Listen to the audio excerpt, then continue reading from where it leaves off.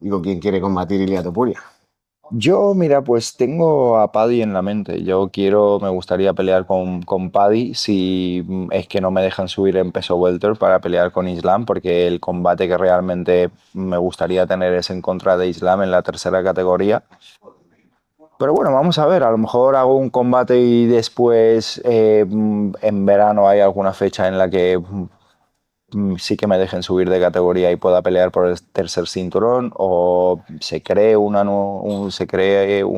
nuevo cinturón llamado el Pound for Pound en un peso pactado en donde nos encontramos los dos y peleamos por ese cinturón de libra por libra.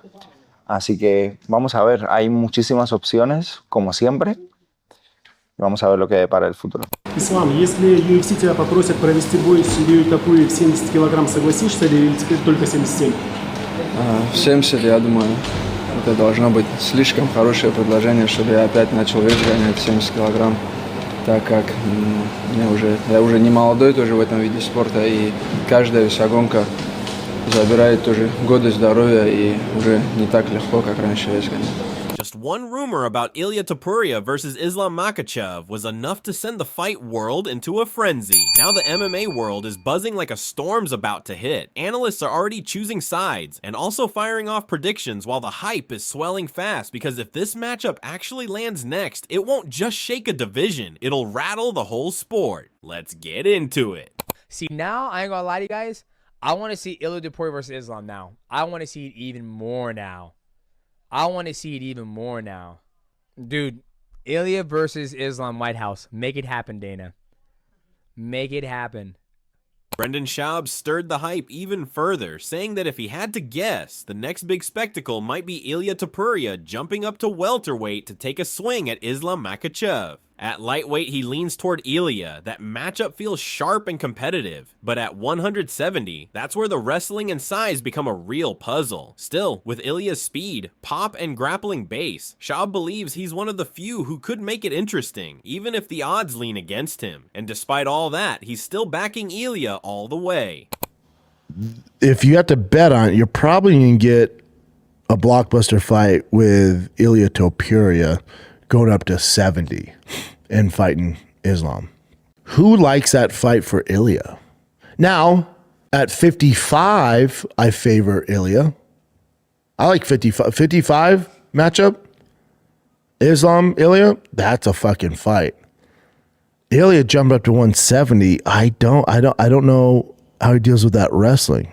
I just don't know. But if anyone's going to do it, it's going to be Ilia. He has the wrestling pedigree. He has the explosiveness. He has the quickness. He could do it. I would imagine he's still a slight dog in that fight, though. But I'll be rooting for Ilia. And I would assume that's what the UFC does. And right after Schaub weighed in, Henry Cejudo added his own perspective, doubling down on why Islam sits atop the pound-for-pound rankings. For him, it isn't just about one standout performance. It's about consistency. Islam's been the busier champion, taking risks, moving up a division, and still controlling fighters who outweigh him by a good margin. He didn't blow anyone out of the water, but the way he handled a naturally bigger opponent said enough. Cejudo's message was clear. Ilia might have the flashier recent win, but Islam's long run of dominance and multiple defenses keep him ahead in the overall picture. Speaking of Ilia, speaking of P4P, you know that's what we know around here. We know that pound for pound around here. Henry, do you have new rankings in your pound for pound? Yeah, you have to. Well, it's not just me, but the world, dude. Officially, Islam Makhachev is pound for pound, and rightfully so. Can I tell you why? It's because he's competing a lot more frequently, man. Like he's gone up a weight class, and yeah, he didn't get a shutout. He didn't knock him out, but it just shows the wrath of his top control and what he can do to a guy that was 15 pounds heavier from going to 55 to 70. I'm not mad at it. I feel like Islam's been dominating for so much longer than Ilia Topuria. You got to give him those. You got to get him those kudos. So it's not just this last fight. Because if you just go by fight, then it would be Ilia. But you also got to go with just resume wise too. How many times he's defended his title? Kamaru Usman added another layer, noting how tricky Ilia's pursuit of Islam really is. With Islam now settled at welterweight, Usman said it's tough for the UFC to let Ilia chase a third division without defending the title he already has. That kind of move doesn't just shake up one weight class, it creates problems across several. Of course, Ilia's chasing Islam. Unfortunately, Islam is a welterweight now. So it's a hard case to say, hey, I want to go and be a 3-division champion without defending this belt over here and then just moving up. That's hard for the company to do because now not only do you leave a hole in one division, you leave a hole in 3 different divisions. And then Arman Tsarukyan chimed in with his take, insisting that Ilia Topuria would pose a far bigger challenge for Islam Makhachev than JDM did. He pointed to Ilia's power, noting that nearly every opponent he's faced has hit the canvas, a level of finishing ability Madalena simply hasn't shown. For Tsarukyan, it's that combination of strength and consistency that makes Ilia such a dangerous step up. Вот многие после такого выступления считают, что бой с Ильей – это полный мисс-матч. Ты как считаешь? Не факт. Я думаю, что с Ильей будет намного тяжелее, чем с Мадаленой было. Из-за низкого центра тяжести и борьбы? Из-за антропометрии, и я думаю, что у Ильи намного тяжелее удар, чем с кем он дрался? Джек Делла Мадалена. Я думаю, что у Ильи тяжелее удар, чем у Мадалена. Мадалена меньше ронял, чем Илья. Илья почти всех роняет. Building on Tsarukyan's take, Dricus du Plessis is pushing for a truly monumental clash between Islam and Ilia, a champion versus champion showdown that fans have been dreaming about. He praised Islam's complete skill set, saying it feels like there's nothing he can't do inside the cage. But the fight he's most excited for is against Ilia, who's also a double champion and has proven his power and consistency. For du Plessis, a matchup of this magnitude is too big to be ignored. It's the kind of fight that can't be skipped and eventually has to happen. I think 16 wins now. He's equaled Anderson Silva, one of the greatest of all time. Champ. Who stops him? Yeah, I mean that is an incredible record. That's what I said when we talked about this fight. He's just so good. It almost feels like there's nothing he can't do. And when it comes to the fight, but the fight I would still want to see. I know he's at welterweight right now, but the fight I would love to see is him versus Ilia. I think that is the way to go. I think that's an amazing fight. Yeah, Ilia's had a lot to say, hasn't he? Yeah, absolutely. He's just full of confidence, and rightfully so. He's still the pound for pound #1 fighter. He's also a double champion. I don't think we cannot let that fight happen eventually. Even Colby Covington weighed in on the debate, pointing straight to who he thinks deserves the next shot at Islam. While names like Usman came up, Covington made it clear he wants to see Ilia Topuria step in. Whether at lightweight or welterweight, he said that fight needs to happen. It's a matchup fans are craving. Covington highlighted Ilia's low center of gravity, slick jiu-jitsu, and devastating power, saying it would make taking him down and keeping him there a real challenge. Bottom line, he wants to see Ilia test his striking on Islam and hopefully land a knockout. But speaking of Islam, who do you think is most deserving to fight him next? Either Usman or who else they got that? I mean, I want to see the Topuria fight. Everybody wants to see the Topuria fight. I think it needs to happen. Whether they do it at welterweight or they do it at lightweight, that fight needs to happen. We need to settle it. And I think that Ilia will be a toughest fight because he has that low center of gravity, so he's a lot shorter. So it's going to be harder to take him down and hold him down. So he's got good jiu-jitsu. I see him getting back to the feet, and obviously he's one of the biggest punchers the UFC's ever seen. So I'd like to see Ilia get his hands on him. On the other hand, MMA Guru is putting Islam Makhachev right in the GOAT conversation and insists his next opponent has to be special, someone undefeated, dangerous, and capable of making history. That's Ilia Topuria. He points out the timing depends on Ilia's lightweight title defense. Guru says there's no question Islam versus Ilia could headline a major event, maybe even a White House card, and it's the kind of fight designed for legacy, superstardom, and record-breaking attention. Makhachev's in the GOAT conversation. Not top 10, not top 5. He's there. He's right there at the top.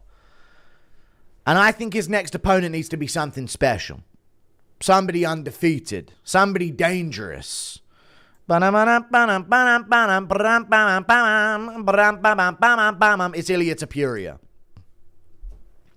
We got to run it. But when do we run it is the question that I want to ask now. Look at that crafty smirk, dude. He knows something we don't about this matchup. But My take is on this situation. Islam Makhachev's next fight should be Ilia Topuria.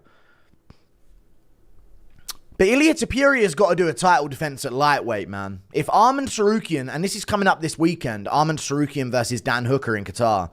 If Dan Hooker wins, forget it. Run Ilia Topuria versus Islam Makhachev. If Arman Tsarukyan wins, you got to do Ilia Topuria versus Arman Tsarukyan in January or February on a Paramount pay-per-view, and then run Makhachev versus Topuria in the White House. Guru stresses that Ilia can't just roam the divisions without respecting the contenders waiting for their shot, but he also sees the gamble, much like Islam did against JDM, as necessary for legacy. He suggested that if Arman Tsarukyan defeats Dan Hooker, a matchup between Arman and Ilia should happen first, setting up a fresh, high-stakes call-out for Islam. The payoff? A fight of such magnitude it could reach near McGregor levels of hype and mainstream attention, even if the exact pay-per-view model has changed. For Guru, this is the kind of calculated risk that could cement both fighters' legacies and deliver a historic showdown.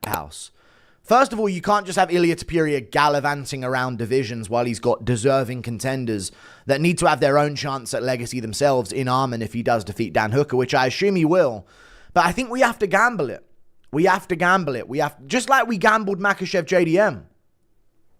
Right? Was this part of Makhachev's plan to draw Topuria up to 170, where he'd have a much better chance of winning, in my opinion? Yes. But he had to gamble this fight. We could have just made the fight. We didn't. He gambled this for big legacy, double champ status. I know Ilia gambled the Oliveira fight, but that was a long time ago now. Time to roll the dice again. If Arman Tsarukyan defeats Dan Hooker, as I assume he will do, run Makhachev versus run Arman Tsarukyan versus Ilia Topuria, and if Ilia wins that with a fresh call out for Makhachev on the mic, I don't think anything will sell McGregor level pay-per-views ever again. Purely and based on the Paramount stuff, it won't. Simply won't, because we won't have that format anymore. But it will be a similar... Moreover, Luke Thomas breaks down the looming question everyone's buzzing about. How would Ilia Topuria fare against Islam Makhachev? He frames Ilia as a legitimate threat and acknowledges that his early defensive wrestling might be sharper than what JDM brought to the table. But Thomas warns that if Ilia can't score an early finish, Makhachev's skill and endurance will likely wear him down. He admits that watching the JDM fight didn't inspire much confidence in Ilia's chances. Yet he also points out that a clash with Topuria makes perfect sense, both from a promotional standpoint and a stylistic one, while also being practically essential for creating the kind of high-stakes matchups that fans crave. How would Ilia Topuria versus Islam Makhachev go? That's kind of the operative question here. How would that go? Well, it's kind of funny, right? I think Ilia is a genuine KO threat, and I do think he can put up a better first stage defensive wrestling job than JDM did. But if he's not able to knock Islam out early, I think that he eventually gets worn down and beaten too. 145er coming up like that, I did not grow more confident about Ilia's chances based on watching this fight. You know what I mean? Like, it didn't fill me with like great confidence. Oh, well, I mean, the guy to beat him is clearly Ilia Topuria. I think that the Ilia Topuria fight makes sense for a few reasons. Promotionally, stylistically, and almost a necessity for the sport to make big fights. Thomas continues, stressing that while Ilia Topuria is a legitimate threat and could certainly put up a stronger fight than someone like JDM at 170 pounds, Islam Makhachev's overall mastery is on another level. He points out that Makhachev didn't just move up a weight class. He went up 15 pounds and still looked dominant and fully capable at welterweight. Thomas emphasizes that facing Islam under these conditions would be a monumental challenge, and while anything is possible in MMA, it would take an extraordinary performance for Ilia to pull off a win, especially if the fight is structured to allow him to maintain his 55-pound title. The matchup, he notes, presents both a promotional spectacle and a genuine test of skill at the highest level. But did y'all watch that and think, oh yeah, Ilia's definitely gonna... Oh, I saw something here. I thought Ilia had a chance before. Now I'm really sure. Did y'all watch that and think that? I didn't. I wouldn't say that's the impression that I got. I take Ilia's chances of winning very seriously, and I do think he can put up a better fight, even as big as Jack is at 170. I absolutely think that. But at the same time, I think that Islam is so fucking comprehensively good. And again, we haven't even talked about the fact that much that this dude went up 15 pounds to do this. He looked plenty strong for me at 170 pounds. That's a tough ass fight. I mean, it would be kind of miraculous is a strong word. It'd be surprising if Ilia was able to win that one, especially if they contest that at 170. So Ilia can hold on to the 55 belt.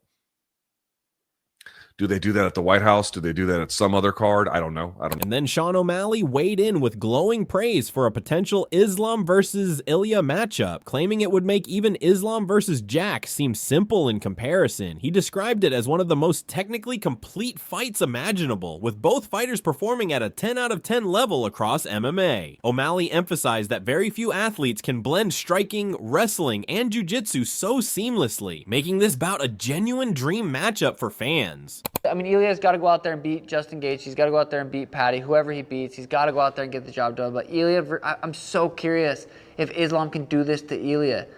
Ilia, he matches that skill set, and I just feel like it would be a lot closer of a fight than Jack versus Islam was. That's the fight you have to make. That's the fight that should have made this time, but they didn't. But that's okay. Islam got the job done. Ilia. It's like even if he's going against Patty, it's like I don't know who I got. I want to see Ilia win his next fight just so we can see Islam versus Ilia. That would be the biggest, most skillful fight of all time. It would be honestly hard to beat. I don't see who Islam doesn't do this to in that division. Yeah, we haven't really seen Ilia get tested in the grappling. Bryce Mitchell is a very high-level grappler. And Ilia handled that. Bryce had fucking strep throat. He was sick. He was on antibiotics, remember? Ilia would be significantly smaller in height. No matter what they will fight at, Ilia will be 5'5". It is what it is. He's 5'5". Islam's fucking 6 foot. They're gonna look different. You know what I'm saying? But Ilia's skill set is so high. They're both 10 out of 10s in MMA. Rare, John Jones. 10 out of 10. Rare. There are a couple people in MMA that have that skill set that can do everything. Strike, wrestle, jiu-jitsu. Both those guys have it. So I don't know. I mean, in that sense, maybe size does come in. Maybe size does matter. Furthermore, Merab Dvalishvili shared his perspective on the potential clash, recognizing the challenges it would pose, but still firmly backing Topuria. He acknowledged Islam's wrestling and control as formidable obstacles, yet he believes Ilia's striking and power could turn the tide. According to Merab, forcing Islam to engage in stand-up exchanges plays perfectly into Topuria's strengths. Confident in his compatriot's skills and knockout potential, Merab summed it up clearly. It'll be a tough fight, but Ilia has what it takes to finish Islam Makhachev. So what do you think? Will this fight actually happen anytime soon? And if it does, who comes out on top? Personally, it's hard not to be impressed by Islam's all-around game, but Ilia's power and striking make him a real threat. Which side are you on? Drop your thoughts in the comments, and don't forget to hit that subscribe button for more fight breakdowns.